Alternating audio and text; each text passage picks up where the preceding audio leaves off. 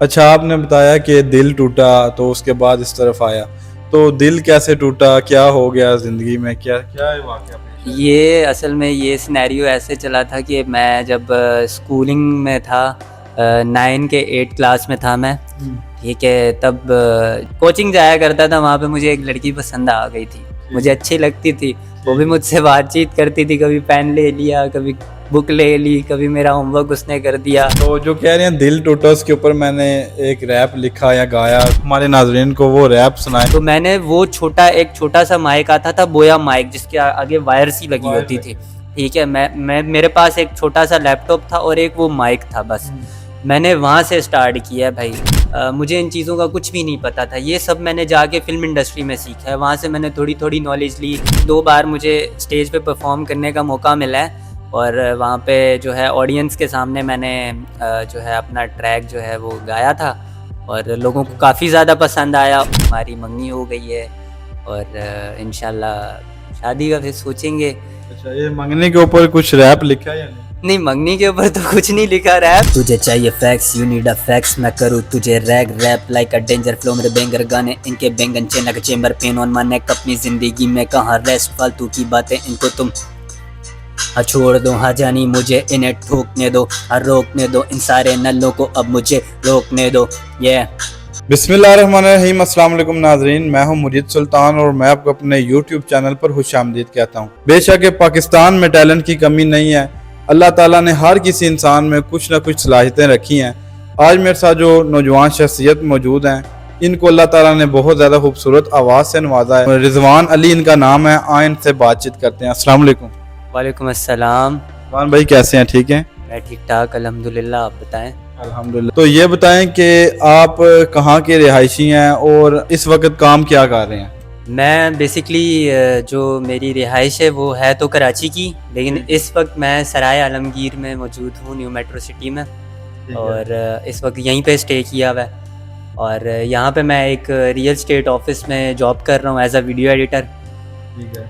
और मेरा जो पैशन है वो एज अ आपने जैसे कि बता दिया कि रैपर हैं, तो वही प्रोफेशन बनाना है और उसी को जो है ना आगे लेके चलना है। बाकी काम काज तो ज़िंदगी का हिस्सा है, वो तो आपको करना ही होता है। तो ये कैसे रग़बत हुई इस तरफ? कैसे आए रैपर एकदम से कैसे बन गए? कोई बचपन से शौक था कि मैं रैपर बनूँगा या किसी शख्सियत को देखा कोई आइडियल है आपके? इस बारे में कुछ बताएँ? ये लाइक ऐसा समझ लें कि मेरी ज़िंदगी में ना मिरेकल हुआ है। एकदम ठीक से है, ही जो है ना ये हुआ है। शुरुआत में मतलब स्कूल वग़ैरह जब कंप्लीट हुआ है उसके बाद जॉब वॉब करने के बाद कोई ऐसा माइंड नहीं था कि मैंने रैपर बनना है।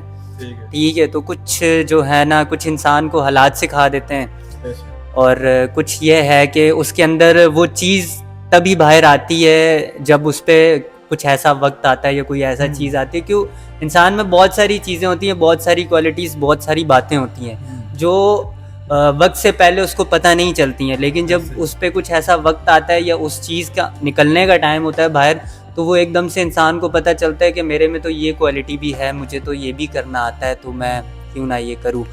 तो ऐसे ही हुआ था कुछ कि सन 2017 में मेरे एक दोस्त ने मुझे सॉफ्टवेयर्स दिए थे कुछ, क्योंकि मैट्रिक कंप्लीट हो गई थी, उसके बाद इंटर में पढ़ रहा था, उसके बाद जो है घर की ज़िम्मेदारी थी सर पे, तो जॉब वॉब करनी थी, तो मुझे कुछ जो है एक्सपीरियंस चाहिए था। क्यों, मैं बिल्कुल फ्रेश था ना, तो मुझे एक्सपीरियंस चाहिए था। देन उसने मुझे कुछ सॉफ्टवेयर दिए, उसने कहा तुम ऐसा करो, मैं भी वीडियो एडिटिंग का काम करता हूँ जो है फ्रीलांस का, उस वक्त फ्रीलांस वगैरह ये वो इसकी काफ़ी डिमांड थी।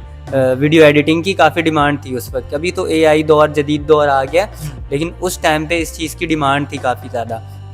हर एक इंसान को नहीं आता था ये काम करना, आपको जाके इंस्टीट्यूट्स वगैरह में जाके सीखना पड़ता था।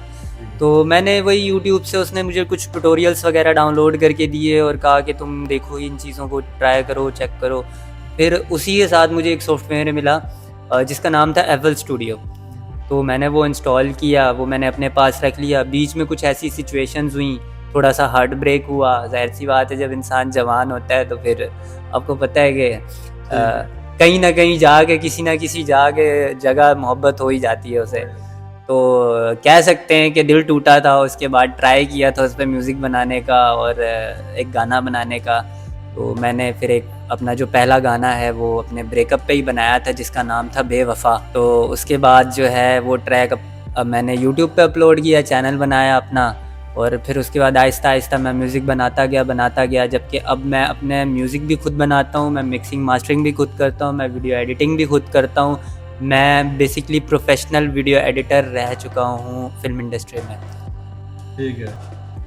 अच्छा, आपने बताया कि दिल टूटा तो उसके बाद इस तरफ आया, तो दिल कैसे टूटा, क्या हो गया ज़िंदगी में, क्या क्या है वाक़या पेश आया? ये असल में ये सिनेरियो ऐसे चला था कि मैं जब स्कूलिंग में था, 9 के 8 क्लास में था मैं, ठीक है। तब जो है मैं कोचिंग जाया करता था, वहाँ पे मुझे एक लड़की पसंद आ गई थी, मुझे अच्छी लगती थी, वो भी मुझसे बातचीत करती थी, कभी पेन ले लिया, कभी बुक ले ली, कभी मेरा होमवर्क उसने कर दिया, मतलब इस तरह से मुझे ना वो अच्छी लगने लगी।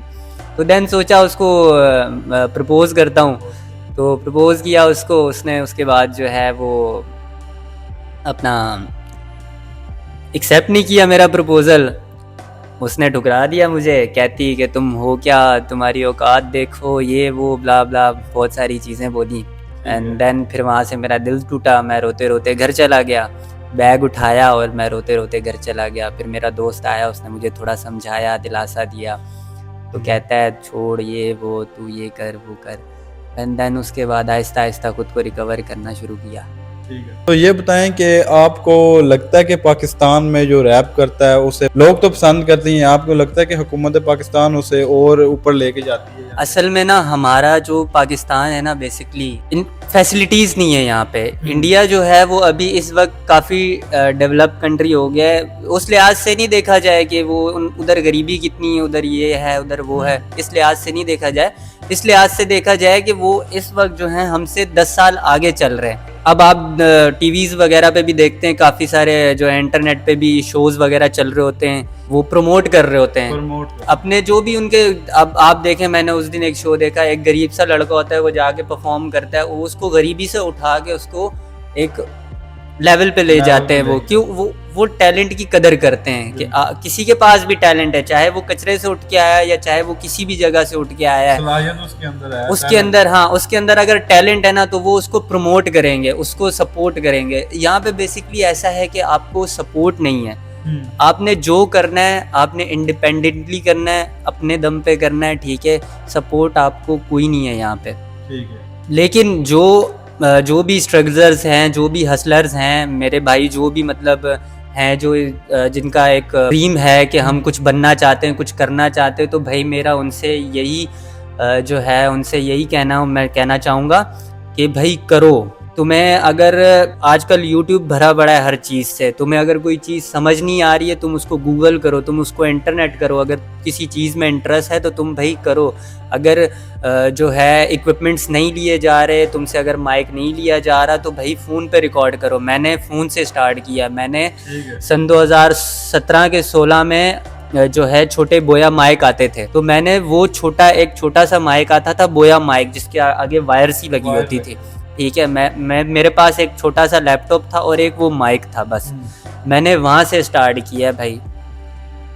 शुरू में फ़ोन पे मैं रिकॉर्ड करके अपनी आवाज़ को देखता था कि हाँ भाई कैसा बन रहा है, क्या बन रहा है। फिर जो है मेरे बाबा ने मेरे को लैपटॉप लेके दिया, उनको दिखा कि इसको तो शौक़ है भाई ये सब कुछ करने का, तो उन्होंने मुझे लैपटॉप लेके दे दिया। तो भाई कहने का मतलब यही है कि भाई जहाँ से भी स्टार्ट होता है ना, आप करो। आजकल तो बहुत सारी चीज़ें आ गई हैं, AI आ गया है और भी बहुत सारी चीज़ें आ गई, आपको बीट्स, म्यूज़िक, हर चीज़ आपको ऑनलाइन मिल जाती है। तो मतलब कहने का मतलब ये कि स्टार्ट करो, रुको नहीं। एक दिन आएगा कि आपकी वो सारी मेहनत जो है ना वो रंग ले आएगी। अच्छा, मुझे ये बताएं कि आप कह रहे हैं कि मैंने शुरू से खुद ही सब कुछ किया, तो अभी तक आपने कहाँ तक तरक्की की? कितने अभी आपने अब तक कितने रैप जो है, कितने गानों में काम किया या रैप कितने आपने लिखे, इस बारे में कुछ? मैंने ना बेसिकली जो है मुझे ये करते हुए ना मेरे को अभी हुए हैं सिर्फ 4 से या 5 साल हुए होंगे। ये मैं 4-5 साल से कर रहा हूँ, और मैं ये नहीं है कि मैं डेली या हफ्ते बाद या जो है महीने बाद जो है वो मैं लिखता हूँ। ये ऐसा होता है कि जैसे ही मेरे माइंड में कोई भी चीज़ आती है या कि कोई भी सिचुएशन आती है, तो मैं उसको ना अपनी नोट पैड में लिख लेता हूँ, मोबाइल के अंदर लिख लिया या अपनी डायरी में लिख लिया। तो अभी अगर देखा जाए तो मैंने यूट्यूब पे जो है गाने अपलोड किए थे, 20 से 30 गाने मैंने अपलोड किए हैं, या उससे भी ज़्यादा किए होंगे, अभी मुझे याद नहीं है, काउंट करने पड़ेंगे, क्योंकि काफ़ी टाइम से मैंने अपना चैनल खोला नहीं है। क्यों, पहले मुझे पता नहीं था इन चीज़ों का कि किस तरह से जो है प्रोडक्शन की जाती है, किस तरह से मिक्सिंग मास्टरिंग प्रॉपर की जाती है, और किस तरह से जो है वो अपनी चीज़ को आगे लोगों तक, ऑडियंस तक पहुंचाया जाता है। मुझे इन चीज़ों का कुछ भी नहीं पता था। ये सब मैंने जाके फ़िल्म इंडस्ट्री में सीखा है, वहाँ से मैंने थोड़ी थोड़ी नॉलेज ली, यूट्यूब वगैरह, गूगल वगैरह से। फिर आहिस्ता आहिस्ता कर के इंसान को खुद समझ आ जाता है कि हाँ, जो मैं पहले कर रहा था वो थोड़ा लो काम था, लेकिन अभी मैं आहिस्ता आहिस्ता इम्प्रूवमेंट की तरफ जा रहा हूँ। बिल्कुल ऐसे ही है। तो कभी किसी बड़े स्टेज पे परफॉर्म करने का मौका नहीं मिला, या फिर मिले तो क्या करेंगे? स्टेज पे मुझे इतने बड़े स्टेज पे तो नहीं मिला था खैर परफॉर्म करने का मौका, लेकिन 1-2 बार मुझे स्टेज पे परफॉर्म करने का मौका मिला है, और वहाँ पे जो है ऑडियंस के सामने मैंने ट्रैक जो है वो गाया था, और लोगों को काफ़ी ज़्यादा पसंद आया। उसी स्टेज की वजह से मेरे आज कुछ लिंक्स बने हैं, क्योंकि वहाँ से ही कुछ मेरे ऐसे दोस्त बने जिन्होंने मुझे सपोर्ट करना शुरू किया, जिन्होंने मुझे चीज़ें समझाना शुरू किया कि इस तरह से होता है, इस तरह से होता है। तो ये तो आपने बता दिया कि आपका दिल टूटा, सब कुछ मामलात हुए, तो अभी ये बताएं कि आप जो है शादीशुदा हैं?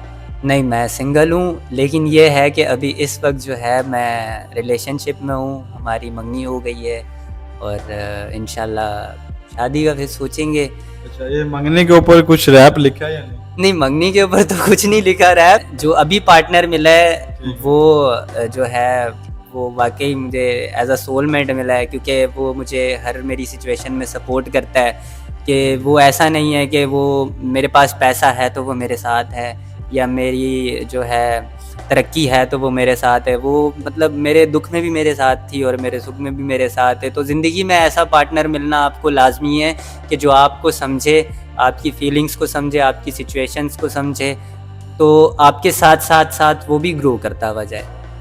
सपोर्टिव पार्टनर बेसिकली होना चाहिए आपके पास।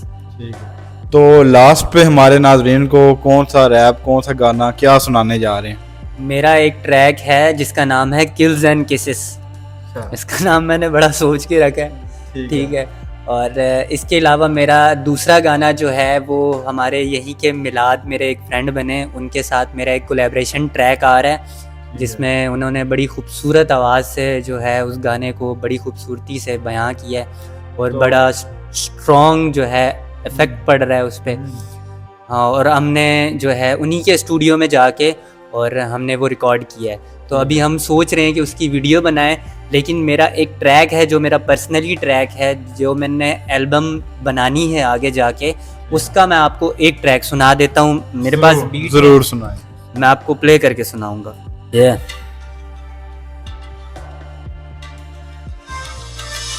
तुझे चाहिए fax, you need a fax, मैं करूँ तुझे rag rap like a danger flow. मेरे बेंगर गाने इनके बेंगन चेनक chamber pen on my neck. अपनी जिंदगी में कहाँ रेस्ट, फालतू की बातें इनको तुम छोड़ दो। हाँ जानी मुझे इन्हें ठोकने दो, रोकने दो इन सारे नल्लों को, अब मुझे रोकने दो। मुझे रोकने दो। हाँ तेरे गानों में है चिल्लरों के वर्स, मेरे किल्लर। तू रख थोड़ी गैरत, बगैरत तब बैरत तो होगी ना, जलीबी तो होगी ना। मेरा कल देख आज, I'm so fucking hard, तू ले आ स्क्वाड में अकेला स्क्वाड तुझे पसंद है queen. Okay you know motherfucker, ये मेरा इलाका, मैं यहाँ का किंग। मेरे बॉयज पीते हैं स्टिंग, अभी ख़त्म नहीं हुआ आगे सुन।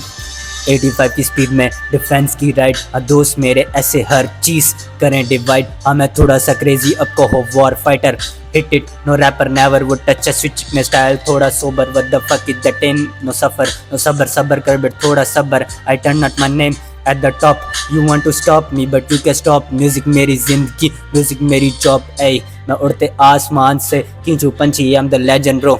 मैं थोड़ा सा संकी, I wish I could escape, wanna make my life great, don't worry it's a bad stage, a self made stratification, patient my to be migration, danger पिलपिलमेंट मेरे सामने खड़ा है अब जरा हिल। इट्स ऑल अबाउट थ्रिल, मैं करूँ पिकअप, अब पकड़ मेरा डिकअप, अब कर थोड़ा तू लिकअप। ऐ आसरा तवान बुढ़ा जवान, RIZ रिजवान। तो जी नाज़रीन, ये थे हमारे साथ रिजवान अली, इनकी खूबसूरत आवाज़ आपको सुनाई है, खूबसूरत इनका रैप आपको सुनाया। मिलते हैं आपको एक नई वीडियो के साथ, तब तक के लिए अपना ख्याल रखें। अल्लाह हाफिज़।